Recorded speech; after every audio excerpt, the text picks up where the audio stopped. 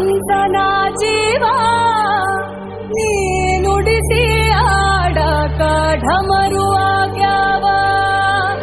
ಯಾಕ ಶಿವಲಿಂಗ ನಡೆಸುತ್ತಿ ಹಿಂಗ ಏನೇನೂ ಇಲ್ಲಯ್ಯ ನಮ್ಮ ಕೈಯಾಗ ಎಡವಿಸಿ ತಾಳ ಉರುಳಿಸಿ ತಾಳ